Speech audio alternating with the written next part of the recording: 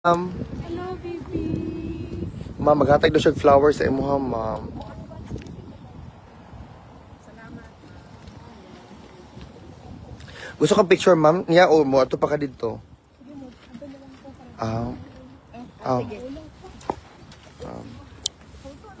Oh, diri na lang, ma'am, kay para na naman ka diri, ma'am. Way problema basta ikaw, ma'am, kurog-kurog ko. Diri ka dapat, ma'am. Kaniyang perfect siya. Yung Ginoo ko kagwapa. Uy, wala nito ako na. Thank you, ma'am. Pabuhay ka, ma'am. Mother's Day gift. Happy birthday, ma'am. Thank you. Happy Mother's Day. Mapagane. Mapagane. So, Sunday pa bito. Do you have plans? For the mag-dinner ta? Joke, lang. You're invited sa balay. Joke lang. Kuan, kana nalimot ko nga na day Mother's Day. Of course, you're the mother of our nation. Kalimot ko. You're the vice president, ma'am. Kung ari ma'am kay basi mo uli na ka kay Mother's Day na labas ka lang. Mother's Day no. Sige lang. Every year man ang Mother's Day, so next year na lang na ako ang mga anak. Correct, ma'am. Aray. Okay lang. Katulog ka Oh, yes.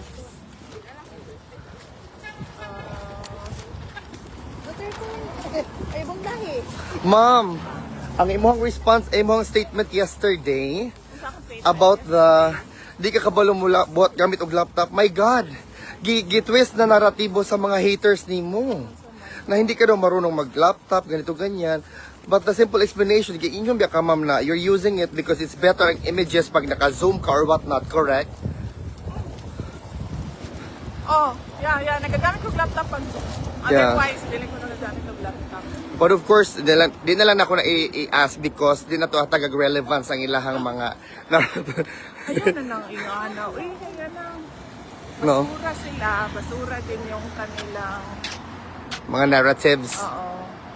Ang importante na you're shining like a star. Agaray! Agaw. Walang kwenta yung ano ba? Mga statement. Istorya nga laptop. Sa kadagan-dagan sa problema sa ito ang mga kaigsuunang Pilipino. Laptop yun din yung ang... Pangitaag ko ano. Tara, clear na sir. Ay ma'am, sorry di ay.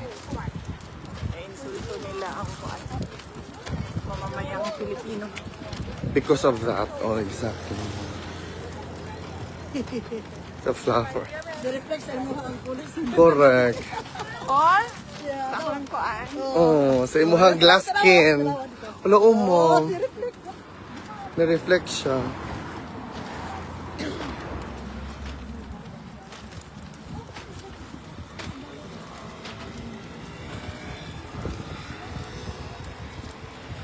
Do you like the weather so far, ma'am? Muna yung istorya ato ang kasabayan ako kanina naglakaw. Ingon siya kuan daw. This is very good Dutch weather daw. Asa man ako now? Uy! It's very Uy, kada cold. kamalig tao. Hello! Hello po. Magandang hapon. Hello, baby! How's Tata? Okay lang po. No, ma'am. Dito natin sa gitna, ma'am.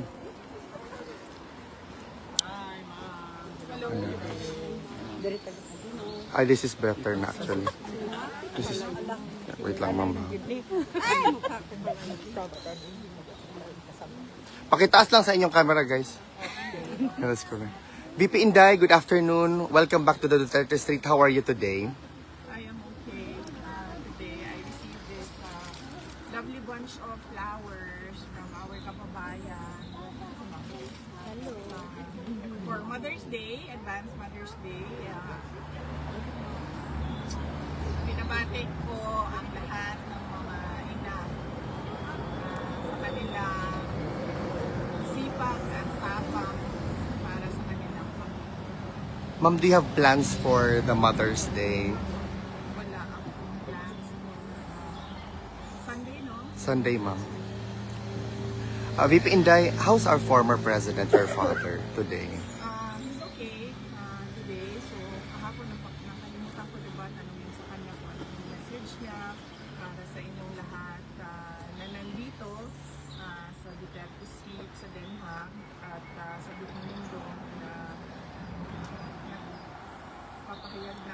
suporta sa kanya at pagmamahal at pagdarasal para sa kanyang kalayaan.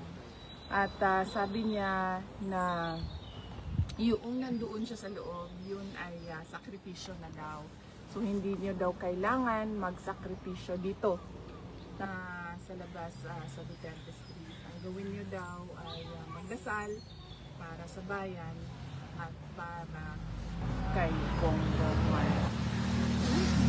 Kasi sabi niya ako kanina, sabi niya dito pa rin ba daw kayo? Sabi ko oo. Sabi niya sa ilalim sila ng init. Sabi ko oo. Sabi niya sabihin sa kanila sila magpainit. At sinabi ko na gusto niyo yung init. Unlike sa Pilipinas na nagtatago tayo pag nandiyan na yung init. Apparently kayong mga tiga-Europa lumalabas at tiga mga lugar na malamig ay gusto niyo yung nasa ilalim kayo ng init. Ma'am, a little bit of politics lang, ma'am, no? What is your reaction, ma'am, to the government actually going after individuals in the name of Jay Sonsa, Ka Eric, Eloy Bugris is also part of those who are going to be subpoenaed, ma'am, with respect to them airing their or exercising their freedom of expression. Do you have any reaction to this kind of attempt to suppress the freedom of expression? Masyadong sensitive mga ganyan na mga tao na apektado sa opinion ng ordinaryong mamamayan ay sensitive, insecure, takot. So, that is the power of the individuals that they are going after. Kung sino dyan sa kanila. If you are going to give an advice to this individual, ma'am, because knowing ikaw, ma'am, kaliwat kanan ang paninira sa iyo, but still you remain graceful, beautiful, radiant. What can you say as a tip para sa mga taong ito para maging as beautiful as you are? Unang-una, kailangan nila ng plastic surgery. Para kabulin ito. Pangalawa, kapag pangulo ka na, hindi na mahalaga kung ano yung atake sa iyo ng mga mamamayan. Kasi kasama yan sa trabaho mo. Dapat ang tinututukan mo ay yung paano mo maging mapayapa at maunlad ang bayan. Yan yung dapat na tinututukan. Hindi yung kung ano yung sinasabi. VP Inday, certain members of Congress are confident that they have more than 180 votes already once the impeachment report will be presented to the plenary. What can you say about the confidence about this individual, saying that they wanted to reach even more than the numbers they had last year concerning your impeachment? So, madami ang pumipera gamit ang pangalan ko. So, unta, mawisikan na ilahang mga constituents sa kwarta sa ilahang bulsa o sa ilang maleta. Perhaps we can entertain 3 questions from the crowd. Go ahead. Ma'am, ma'am, ano pong masasabi niyo na pinangalanan ako ng ombudsman, ang mastermind daw po sa flood control anomaly is Romualdez and Saldi? Iba naman ang sinasabi ni Martin Romualdez at ni Zaldico, no? So, kung totoo talaga na interesado si Zaldico at si Martin Romualdez sa justisya, hindi lang para sa kanila sarili, kundi para na sa taong bayan at sa Pilipinas, dapat sabihin nila pa. One more question. Ma'am, ang debt na po ng Pilipinas is nasa 18.49% Trillion. ang utang ng Pilipinas. Tapos ma'am, ang unemployment po natin is nasa 5% na po compare po last year na 3.9%. As expected, kasi hindi naman nagtatrabaho yung buong administrasyon lalo na ang Pangulo. Kaya nga sabi ko pag ikaw Pangulo ka na, hindi mo na iniisip kung anong sinasabi ng mga ordinaryong mamayan. Hahabulin mo ba yung mga nasa social media, nasa Facebook, na naglalabas ng kanilang mga Sentimento. hinaing, Yeah. yes, hinaing, mga galit nila, hindi na. Ang dapat na ginagawa mo, tinututukan mo yung trabaho mo. At pag hindi mo tinutukan yung trabaho mo, ganyan yung nangyayari. Ma'am, Mataas ang unemployment, nangungutang tayo ng nangungutang. Another question? Wala, ma'am, ma'am. how would you like to react on the statement of the Malacanang regarding the constitutional Philippine law over relative to the 2028 election, presidential election? Kasi sinabi, how would you like to react on the statement? Yeah, anong sinabi? Sinabi nila kasi ma'am na we need to read the constitutional law about the 2028 president. No, I think, ano yun ma'am, reaction, statement yun ni Claire Castro about your demeanor when you answer the question about your preparedness to being the President of the Republic of the Philippines. Kasi that was my question, ma'am. Sabi niya, she asked you or urged you to read the law, the Constitution, being a lawyer For itself. public awareness. But, For public awareness. kasi tumawa ka daw, ganito, ganyan. Bakit ka daw ganon? Excited ka pa daw na pag-usapan ng election at hindi ka while si BBM ay nagtatrabaho, ganito, ganyan. But, Lagi ko sinasabi na kapag si Claire Castro ang nagsasabi na huwag niyong hindi na lang panoorin halaga. Kasi pag pinapansin niyo, napipilit yung kanyang papansin na ugali. At ang problema kasi dyan sa kanyang papansin na ugali, nagdadala siya ng kahihiyan sa ating bansa. Kasi kapag nagsasalita siya, nandyan yung si ng officer.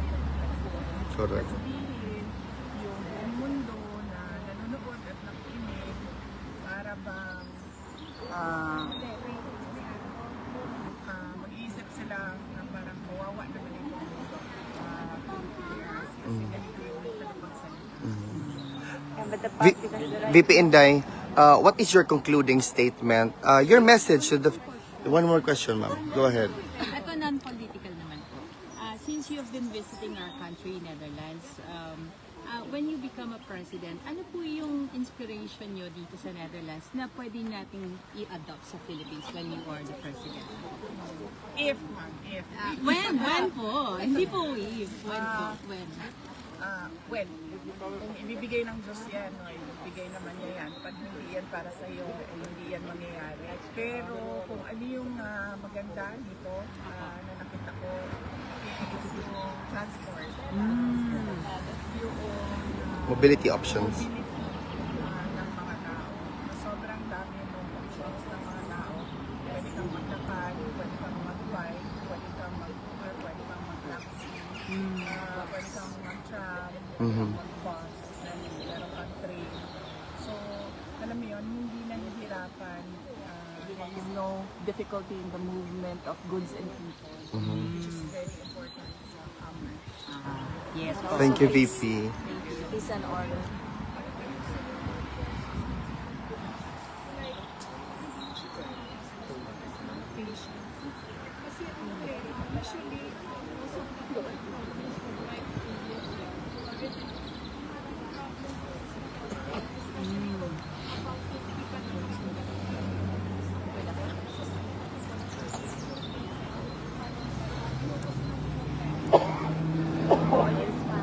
Yan talaga yung basic ones, yung apat.